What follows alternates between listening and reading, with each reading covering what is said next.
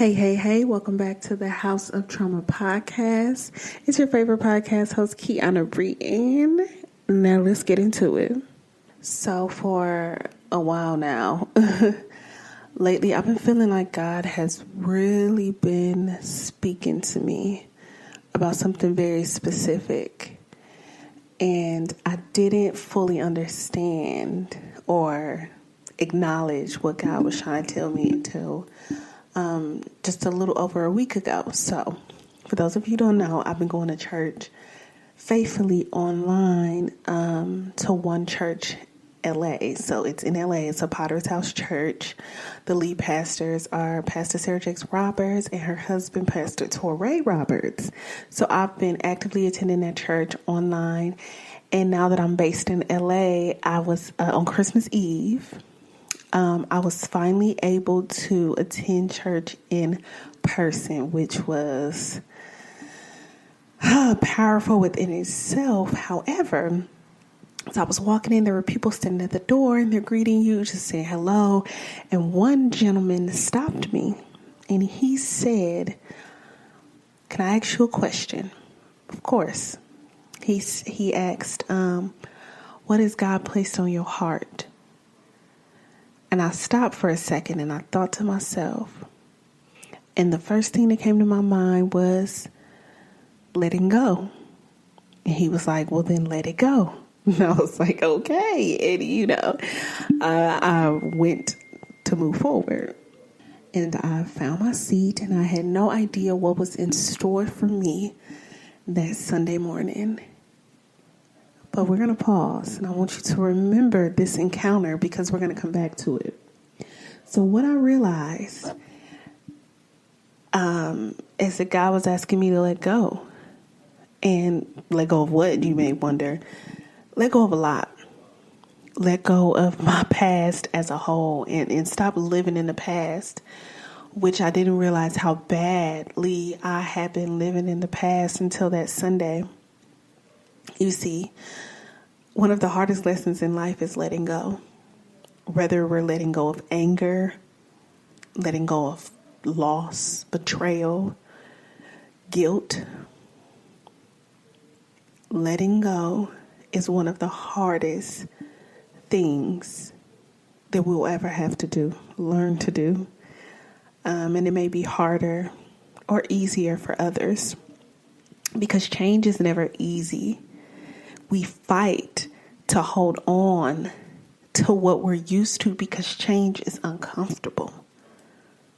And when I speak about letting go, it doesn't mean letting go of an old relationship. It could be letting go of anything, of a friendship, of a job, of a place, of a time in your past that you want to hold dear to because that's what you became accustomed to. That's what made you comfortable. That's what you were used to. And now that things have changed, it's difficult to let go because you're still holding on to the idea of what used to be.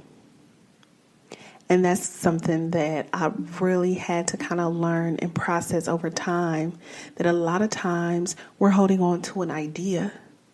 We're holding on to a feeling, right? And we don't want to lose almost that euphoric feeling of, what used to bring us joy or pleasure. And so we know that once we let it go, that feeling, those emotions that we used to have for this thing, for this place, for this person, will be left void.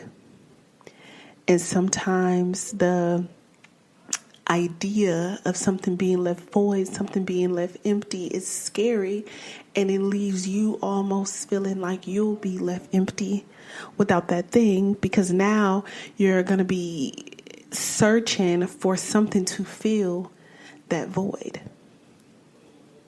So I was actually in my room the other day and I was talking with my sister, and I'm like, oh, I want to start writing poetry again. I used to do it all the time. I have this file folder with poems that date back all the way to 2007, honey.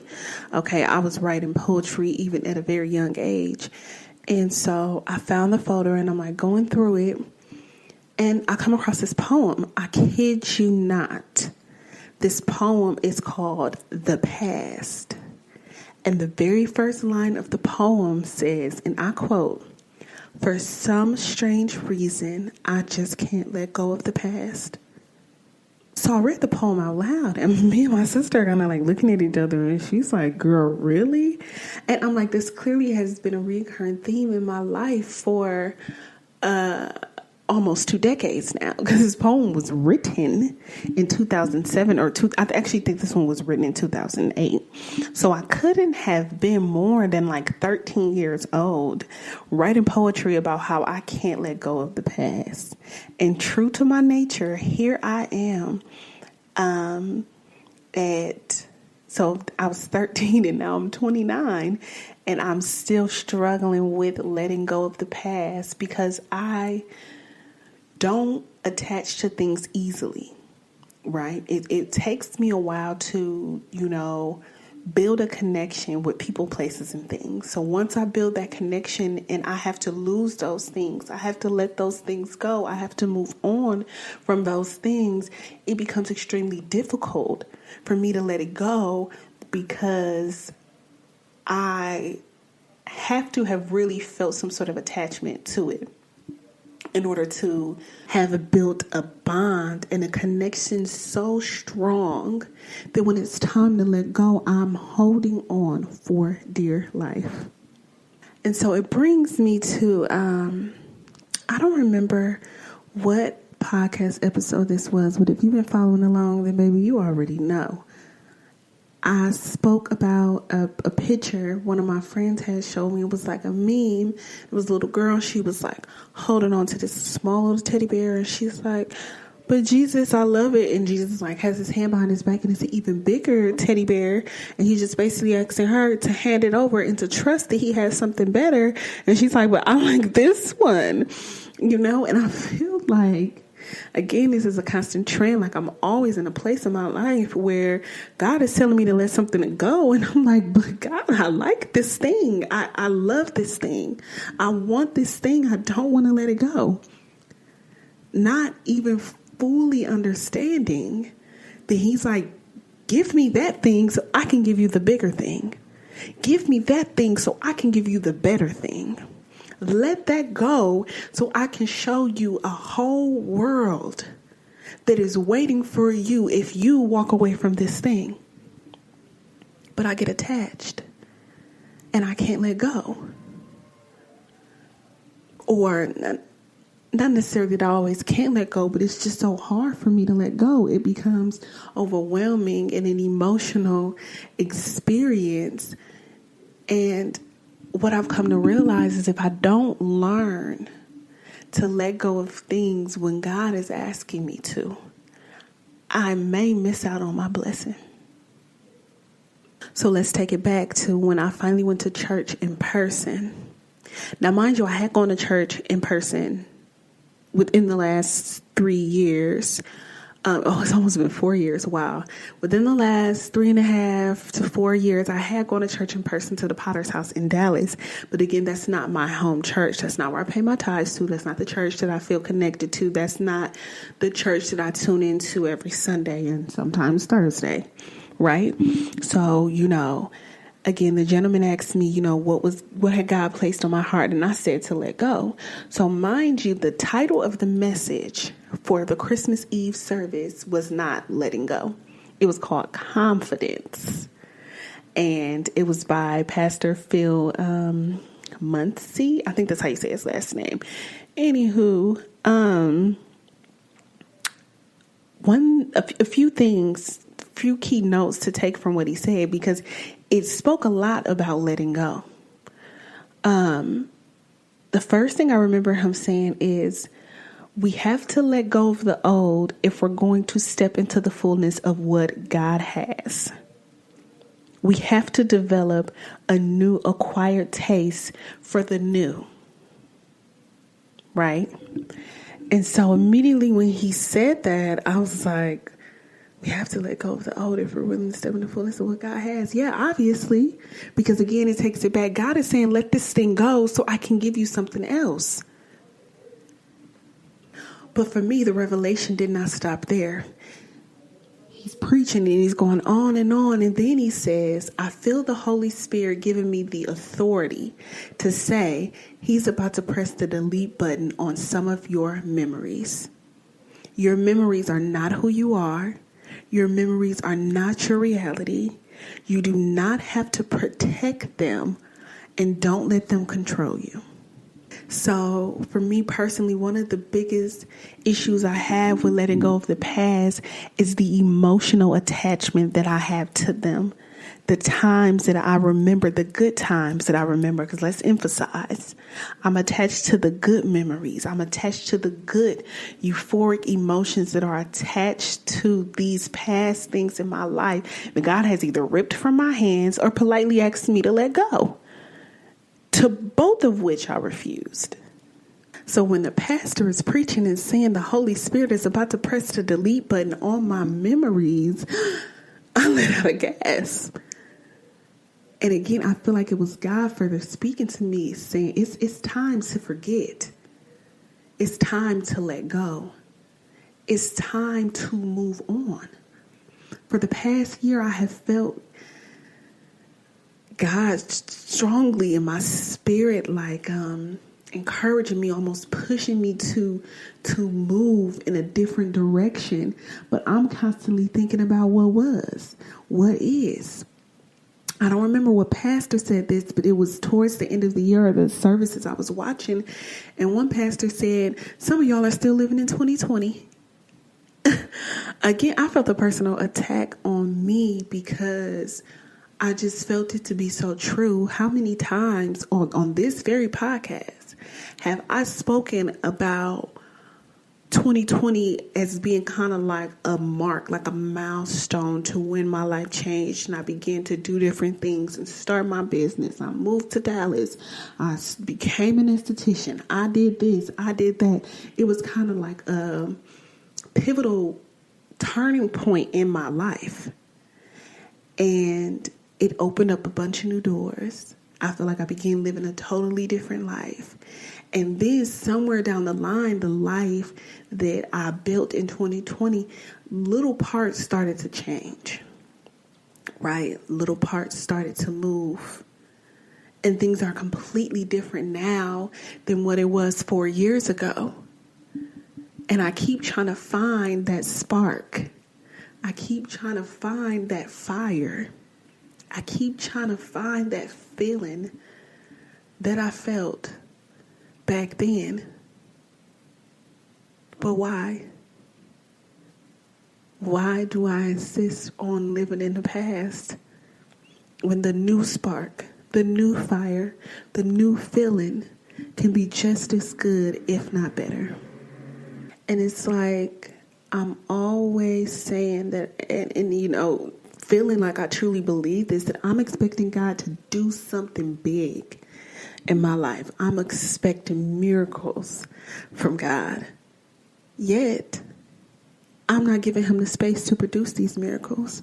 I'm not giving him the opportunity to do these big things, because what we do know is if you want something new in your life, you have to make space for that new thing. So, for example, I listen to Steve Harvey a lot, right?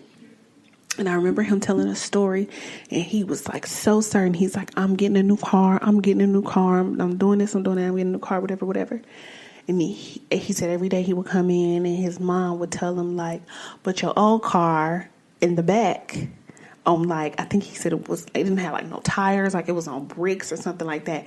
Basically, the space, the parking space where his new car would be or should be, his old car was still sitting there. So every day he's talking about, I'm working towards this goal. I'm getting a new car. And his mom's like, but your old car sit back there.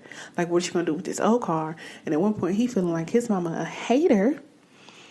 But it wasn't until he got rid of that old car that he was able to move that new car in. Do you hear what I'm saying? And I'm not saying the story verbatim because I'm only going off of memory. So I encourage you to kind of look that up. He's told that story more than once, so it will be easy to find. But I use that example to make sense of your expecting something from God. You're wanting something new in this world, but you're still holding on to the old thing, though you're wishing for the new thing. Do that make sense? Whether it be a car, a house, a partner, a new job, you're wanting this new thing, but you don't have space in your life for this new thing. How can you call this new thing in when there's no room in your environment for it? You're still holding on to the past, but also wanting to kind of pull the future in. Pick a side. It's time to pick a side. How long will you continue to live in the past and hold on to these things that not only do you no longer want, but no longer serve you, while you're still kind of like, it's like one foot in and one foot out, because you want what's in the future, but you won't let go of the past. And I'm not just speaking to you, I'm speaking to myself too when I say this. I'm always telling God, I'm ready for this new thing. I'm ready for that next thing, but I'm holding on to the past. And for some strange reason, I don't know why I can't let go.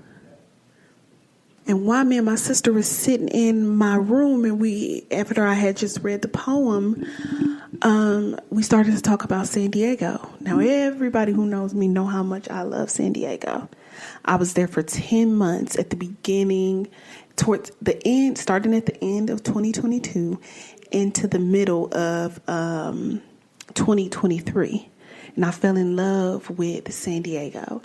And things just didn't quite work out with the job or the relocation the way I expected it to. But that's fine. I go back to Dallas. I regroup. So in my mind, I'm so in love with San Diego. I'm so in love with the feeling that I get when I'm there. I'm so in love with the experience that I've had. And I'm so in love with the idea of being there that I got tunnel vision. Nobody can't tell me nothing. I'm going back to San Diego if everything's fine. But could it be, just maybe, that's not where God wants me to be? So what I mean when I said that things didn't work out with the relocation, so I've gotten to a place in my life where I have to ask God before I make major decisions. It's either absolutely yes or it's an absolutely no. So if God didn't give me the okay, then I can't do it because it's not going to work out. If God didn't bless it, if God didn't put his hand over it, and I've learned this the hard way, then I'm not going to do it because that's not in God's will for me. So God's not going to bless that. That's not going to work out. And it don't matter how long it appears to work out. It's not going to work out in the end. So I'm just not going to do it. There were numerous apartments. There were numerous people who I connected with who were looking for roommates. And I just remember one place in particular out of all the places I went to view. And it was absolutely gorgeous. Loved it. And I remember it was a gentleman because somebody had recently moved out and he was working in the bathroom. So I never went to see the bathroom. And on my list of things that I'm expecting out of an apartment, and these are non-negotiable. Because for what we do know, especially if you listen to last week's or 2 weeks ago, the episode Humbled, that I don't settle because I know that God has something better waiting for me, right? So I'm a bath girl. I like to take a bath. Long story short, what I found out when I went back to the leasing office that this particular floor plan didn't have a bath. It just had the walk-in shower. And I was just like, oh, God, I don't know about this. And so I prayed to God about it. And I'm just like, okay, is this just like kind of like one thing that I can kind of look past? Like, is everything fine? And I won't go into detail on what God revealed to me, but he told me not to take the apartment. And so I turned it down. And it was actually a really good deal for a high-rise apartment in downtown San Diego. They had a special going on, and they're like, this is a steal. Somebody, if you don't take this apartment, somebody else is going to grab it up. She's like, you don't have much time to think about it. And I said, if it's meant for me, it'll be here when I come back. God said no. And I cried. I did. Because I wanted it so bad. But I knew that in that moment, my disobedience to God would only end in more heartache. So I mourned what could have been, and I let it go. But the point I'm trying to make is I always felt like that's a place that I would come back to. So I get my new job or with the new company as a flight attendant. And I'm like, yeah, I just know I'm going back to San Diego. They send me to LA. And I promise you, since the day I found out I was going to LA, I've been plotting my escape. I've been plotting how I can get out of LA because that's not where I want to be. I don't know nothing about LA. I want to be in San Diego. That's the place that made me feel good. That's the place I fought for 10 months to be. And I'm like, there's no way that God couldn't want me in San Diego. Otherwise, why would you introduce me to such a beautiful place that makes my spirit feel so full if that's not where I needed to be? If it wasn't meant for me to be there, why would you play with my feelings like that? You know what I'm saying?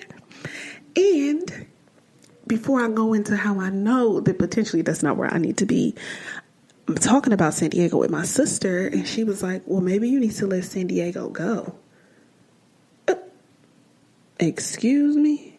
That's my first thought. I'm like, girl, you lost your damn mind. Let San Diego go. And she's like, yeah, I mean, you're always talking about, or you've been talking about how you're stuck in the past. Like maybe that's something you need to let go because it technically is in the past. 16-year-old girl making all the sense in the world. San Diego is a part of my past. It don't matter if it was 3 months ago. It was really like 6 months ago, a year ago, 3, 4, 10 years ago. It's not the present moment that I need to be living in. And she was absolutely right. I need to take the space to mourn it more if I have to and let it go. Because just like I let that apartment go and I said, if it's meant to be for me, it'll be here when I come back. San Diego ain't off the map. It'll be there. If that's where I'm supposed to be, God will lead me back there. He will orchestrate things in such a way that I'll end up there without even thinking twice about it. But I'm fighting so hard to get back to this moment in history that felt good to me. And God is like, if that felt good to you, imagine where I'm taking you, how that's going to feel. So a week before Christmas Eve, I'm watching Sunday service. Devon Franklin was speaking, Pastor Devon, and this message was titled, Turn the Page. The promise is still good. But do y'all see how this continuous theme of like moving forward and kind of letting go of the past has been evident for a while, and I didn't realize how heavy God was speaking to me about it. But anywho, I'm watching it and I was kind of in and out of it because I was kind of in my head, and what snapped me back into the service, he said, some of y'all are thinking about moving out of LA. Why are you going to put an end where God is trying to create a new beginning? Now listen. Why are you going to put an end where God is trying to create a new beginning? Number one, this is the human nature problem. We always think we know what's best. And granted, this church is in LA, so it was obviously right on theme for him to be speaking about people moving out of LA. However, for him to say it in that exact moment when I'm barely paying attention, and that's what caught my eye. Meanwhile, I've been plotting and scheming to get out of LA for like 2 months now, to get back to San Diego. And so God is saying, you trying to put an end where I'm trying to create a new beginning. You trying to go back to San Diego. I didn't put an end to that. You trying to end it in LA, but this is where it all begins. And Devon Franklin goes on to say, your story is not ending. God is starting a new chapter. Are you willing? And this is me asking you. Are you willing to let God be the author of the next chapter of your life? Or will you continue to keep flipping back and forth the old pages of a chapter that has already been completed. For a full year now, I've been praying to God. I've been praying. I've been asking God to take my hand and lead me through the wilderness and to let me out of this season of isolation, to please, please, please let me enter the promised land. Because God has promised a lot of things for me in my life, in my future, if I walk in obedience. And could it be that this city that I'm fighting so hard to run away from is that promised land? I don't know what God has in store for me. He didn't give me a sneak peek. But I'm so stuck on the past that while God is leading me into the promised land, I'm running in the other direction. I'm so stuck in the past that I'm missing, right? I'm missing what's right in front of me. God is like, hey, here, this way. And I'm like, but it was fun there. But I liked it there. But it was beautiful there. And God's like, hey, the promised land is this way. Everything you've been asking for is this way. Everything I promised you is this way. And I'm like, but I liked everything that was back there. For some strange reason, I just can't let go of the past. I think our natural reaction is to panic when God closes a door, not realizing that there are 1 or 2 or 3 or 10 more doors that he already has waiting open for us if we would just turn around. I've been asking myself constantly, why do I hold on to things so tight? And, once I fall in love with something, I don't want to let it go. I keep thinking about my last apartment that I had to leave early, break my lease and move back in with my stepmom. And I think about it a lot because I loved being there so much. I fell in love with that thing. And that particular thing just happened to be an apartment. It was perfect for me. And I remember the night after I moved everything in and I sat down and I just kept thanking God. And I was like, it's almost as if you handpicked this place for me. I was the first person to ever live there. It was even more than what I had imagined in my mind. And I felt in my spirit that this was truly a gift from God. For me to be here, it was a real blessing.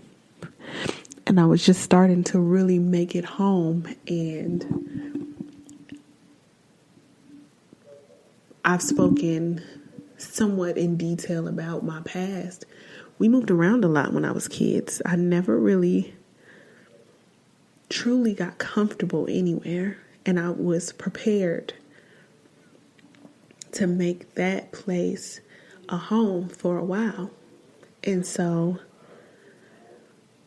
when I was back and forth between Dallas and San Diego and I eventually had to let that place go, it was very hard. I remember moving all of my stuff out. And I was supposed to be going to my stepmom's house that night, and she kept texting me to see when I was coming. And I was letting her know, like, oh, I'm just finishing up a few things here. I'll be on my way. The truth is, I sat on that balcony for I don't know how long, and I cried because I didn't want to let it go. And I thought that when I walked out that front door, that was me closing the door and letting it go. But the truth is, here I am in this very moment, emotional about it. But what I come to realize and try to understand is that if God can pick out that place for me, and take it back. Because one thing I know is if the world didn't give it, then the world can't take it away. God took that away. And the next place that he has for me to call my own will be even greater of a love for me. It'll feel even more like home. It'll be beyond what I could have ever imagined a place for me. And I know this, but I'm still holding on to the hurt that was attached to that thing I fell in love with that was taken away from me. And earlier this same year, I fasted and I prayed for a week. And at the end of that week, God told me to let go, to lay down. He did tell me to lay it down. He didn't tell me to let it go completely. But I had to lay down my first baby, my lipstick line. It wasn't the time. I had to take a pause while simultaneously taking a pause on being a full-time esthetician. And my sister can vouch for me. I called her crying, tears in shambles. I'm like, well, why? And I'm like, this is what God said. This is what I feel. This is what I heard in my spirit. And she told me to do what he said. A month later, I became a flight attendant. And I promise you, trying to be an esthetician and balance clients while also trying to run a business, while also trying to be a flight attendant, it's just too much chaos. Okay? So while I cried and I mourned the loss of these businesses, it was for my greater good. It would have been much harder and much more devastating to watch these things crash and burn in the midst of me being in Salt Lake City for a month and then being in San Diego. It would have been too much. But it's just further proof that God knows best. And God always gives me fair warning. I don't know about y'all. I don't know your relationship with God, but God always gives me fair warning before he takes something away. And he always gives me the opportunity to just let it go and lay it down and walk away. And when I choose to hold on to things and not let it go, that's when he has to rip them from my hands. And I know it sounds a little aggressive, but I don't know how else to convey what really happens. Like, if you don't let it go, God will make you let it go. God will take it from you because you're not going to keep asking. And it's just, for me, for some strange reason, I have a hard time letting go of the past. It's difficult. It really is to not know what's on the other side, but to have that full faith in God that he is going to do better, that he is going to restore what you lost plus more. But like Pastor Devon said, I can't tell you that faith works if I'm afraid to try it. I can't keep telling people to walk by faith. You got to have faith in God. You got to trust in God. You got to believe in God. When here I am holding on to things behind my back. God, please don't make me let it go. But I'm not living in the same light in which I'm telling, other people to live by. Telling you if God told you to do something, it's best that you do it. And then here I am saying, God, please, no, you must have made a mistake. There are no mistakes. Not with God. Pastor Devon says, prepare for what you've been waiting for. Remember the story about Steve Harvey? Make room. Prepare for what it is that you're asking God for. Preparation is an act of faith. If there is something in your life right now that God has been telling you to do, walk in obedience. If there is something in your life right now that God has been telling you to let go, I urge you to let it go. We don't make ultimatums with God. There's nowhere where you're like, well, I'm just going to hold on to this until you give me that new thing and then I feel comfortable letting it go. No, that's not how that works. And that's the state of limbo that I've been in while wandering through the wilderness. Speaking of the wilderness, I want to share this verse with you. The book of Joshua, chapter 1, verse 9. It really looks like the only verse I have highlighted throughout the entire book of Joshua. Haven't I commanded you, be strong and courageous? Do not be afraid or discouraged, for the Lord your God is with you wherever you go. When you're in your wilderness season, when you're on your way from the past into the promised land to where God has ordained you to go, there will be many periods where you feel alone, where you feel like God isn't with you, where you feel like maybe you've made a mistake, maybe you heard it wrong, maybe you got it wrong. This isn't where you belong. This isn't where you should be going, right? And I'm saying this from experience. Much like the Israelites when they were freed from Egypt, 40 years wandering in the wilderness. So many times they wanted to go back. Just send us back to Egypt. It was surely better back in Egypt. Though they were slaves and they were tortured and they were mistreated, surely it was better in Egypt. But why? Because that's what they were used to. That's what they were accustomed to. And they had no idea where God was taking them. And as I sit here now, almost at the end of the wilderness, I realize that strange reason I can't let go of the past is because it's what I'm accustomed to, what I'm used to. And a part of me feels like, what if I got it wrong? What if I'm moving in the wrong direction? What if God isn't actually with me right now and I'm going the wrong way? But Joshua chapter 9 verse 1 says, haven't I commanded you, be strong and courageous? Do not be afraid or discouraged, for the Lord your God is with you wherever you go. No more romanticizing on what was. What was is not what is anymore. And as difficult as it is, we must let go of the past. And I know I'm not the only one. Maybe I ain't got it as bad as I do, okay? But I know I'm not the only one.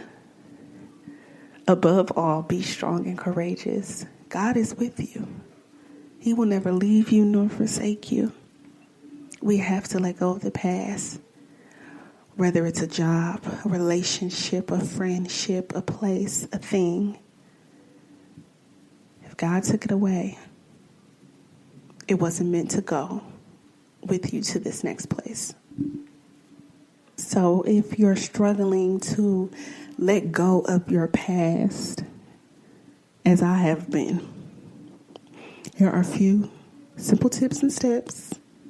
I'm not an expert, but this is what's kind of been aiding me and helping me move forward. Number one, accept that it's over. No matter how many times you want to revisit it, it's done. It's gone. Accept that it is over so you can begin to move forward. Number two, mourn it. Hold space for what you lost and acknowledge that it hurt you or is hurting you or that it broke you. That's okay. That's okay. I had to mourn my old apartment. I had to mourn San Diego, and it might sound crazy, but I had to mourn these things along with other things. Because if I didn't hold space to feel those emotions, how could I move forward? Number three, forgive yourself. Forgive yourself for the role you played or how tightly you held on to it.